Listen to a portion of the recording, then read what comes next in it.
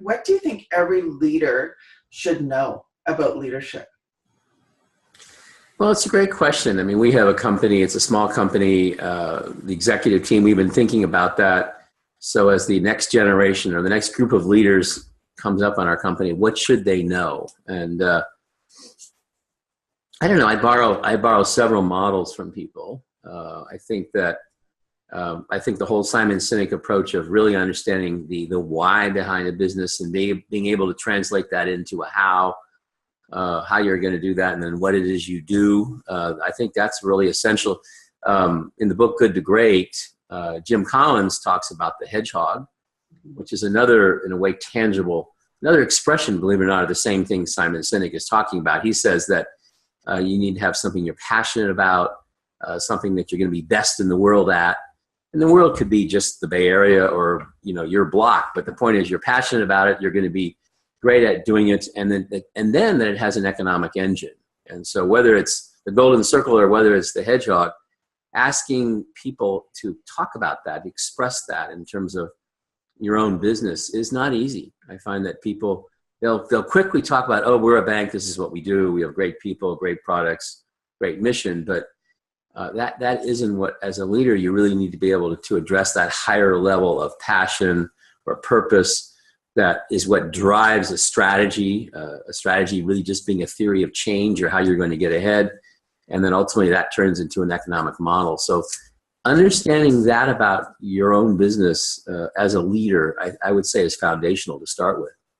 Mm-hmm.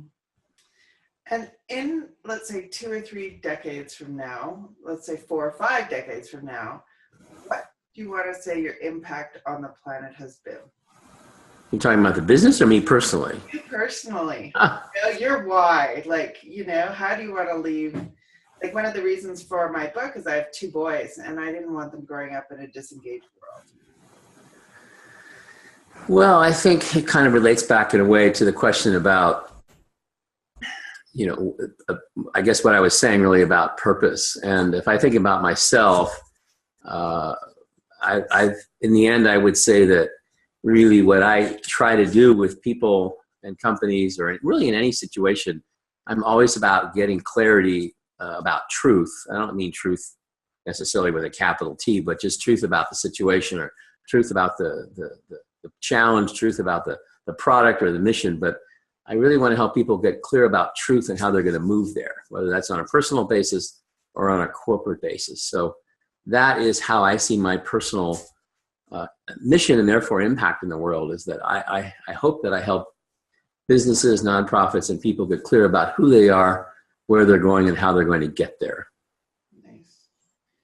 And what kind of practices do you have as a leader to help you be at your best? Yeah, that's a great question. So we were talking about the search for significance in a way, and that is, people talk about, well, I want to do good and do well. And there's a lot of tension in that expression, because ultimately they say, yeah, but while I'm doing well, am I going to have to compromise my internal rate of return? Am I going to take a discount on my investment while I'm doing good? Gee, wouldn't it just be great if I could, do good? If I could just, do well, and then I could do good afterwards. And so there is a tension there. And I think that the reason we're so rooted in that idea is because our sense of well-being is rooted in our accomplishments of the marketplace and the approval of the marketplace. So if you're going to step out of that, what are you going to step into? And I think that I like to talk about that I want to be well and do good.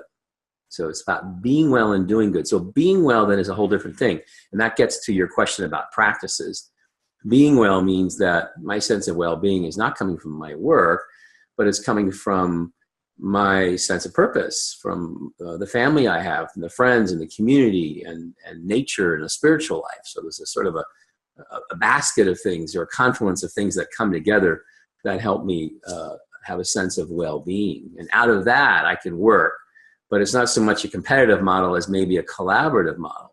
The values are not so much, money, sex, and power, but maybe generosity and well-being and community and love and things like that. So that's a whole different framework. So the real answer to your question then is, how do I move into this framework of well-being? And so what are the practices going to be that help me center myself in well-being rather than in the marketplace? And I think, there's a lot of talk about mindfulness, where mindfulness to me really is just about being present to what's going on around you and what's going on inside me. So what does that look like? I mean, that can be a meditative practice. That can be spiritual practices, realizing that there's a greater truth with a capital T beyond ourselves, that there is nature, which is a far bigger force that we're part of. So really beginning to connect with some of the other things in the world, the spiritual life, nature, the community around me, whatever the practices are that are going to help me do that. And that can be things like meditation, that can be having spiritual practices, that can be taking care of oneself, something as important as sleep, something as practicing generosity. We at work, sometimes we've had these, people have come up with ideas around how we can affect our community. And it can be as simple as, we make peanut butter sandwiches one day and 5 of us go out and give out 10 each, just walking around our neighborhood, just practicing generosity, which causes you to really connect with your neighborhood and connect with people in the neighborhood.